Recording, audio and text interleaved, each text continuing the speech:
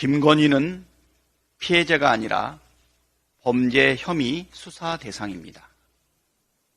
아무리 피해자 코스프레를 한다 해도 그 사실은 변하지 않습니다. 어떤 분은 김건희 여사를 덫에 빠진 짐승이라고도 하던데 김건희 여사를 두둔하는 발언인지 조롱하는 발언인지 분간이 가질 않습니다. 대통령의 배우자인 김건희 여사가 고가 명품백을 받은 사실은 불법 행위이고 수사해야 할 중대 사안입니다. 그런데 검찰이 김건희 여사에게 명품백을 건넨 채모 목사에 대해 주거 침입 혐의로 수사한다고 합니다.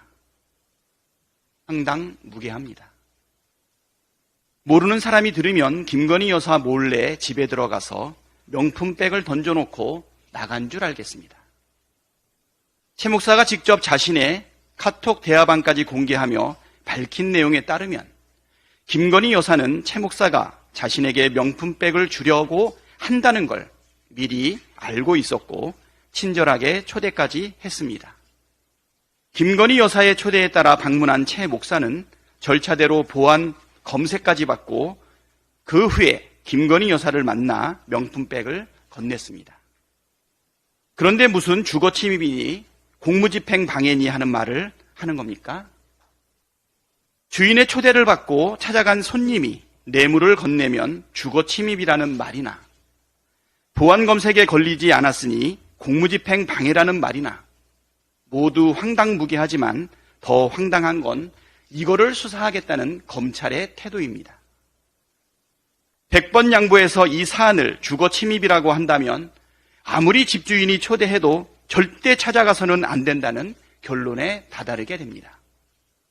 이게 말이 됩니까? 검찰은 말도 안 되는 주거 침입 혐의 고발에 대해서 즉시 각하 처분하시기 바랍니다. 고발 사주처럼 프레임을 전환하려는 시도는 꿈도 꾸지 마십시오. 국민은 바보가 아닙니다. 손준성 유죄, 고발 사주 배우는 진짜 누구입니까? 법원이 고발 사주 의혹으로 재판에 넘겨진 손준성 검사에게 징역형의 유죄 판결을 내렸습니다. 고발 사주가 의혹이 아니라 실체가 있는 범죄였다는 사실이 밝혀진 것입니다. 재판부는 판결문에서 검사가 지켜야 할 핵심 가치인 정치적 중립을 정면으로 위반해 사안이 엄중하고 죄책이 무겁다고 지적했습니다.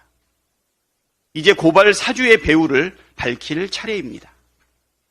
손준성 검사는 당시 윤석열 검찰총장의 오른팔이었습니다.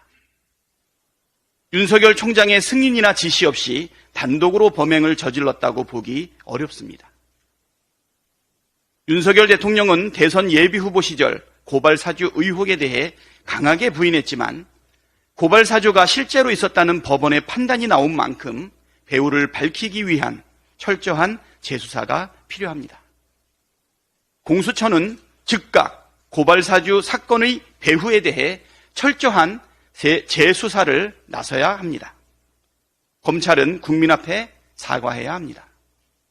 검찰은 그동안 자기 식구를 무리하게 감싸면서 고발 사주 의혹을 덮으려 부단히 노력해왔습니다. 고발 사주의 공범인 김웅 의원에 대해 수사관 면담 보고서까지 조작해 제3자가 전달했을 가능성을 운운하며 기소하지 않았고 재판에 넘겨진 손준성을 검사장으로 승진시키기까지 하였습니다. 그러나 이번 판결에서 보듯 진실을 영원히 감출 수는 없습니다. 의혹의 당사자인 윤석열 대통령도 직접 국민께 입장을 밝혀야 합니다. 아직도 손준성 보냄이라고 적힌 고발장이 괴문서이고 고발 사주가 공작가 선동이라고 믿습니까? 법원의 판결을 또 부정하시겠습니까?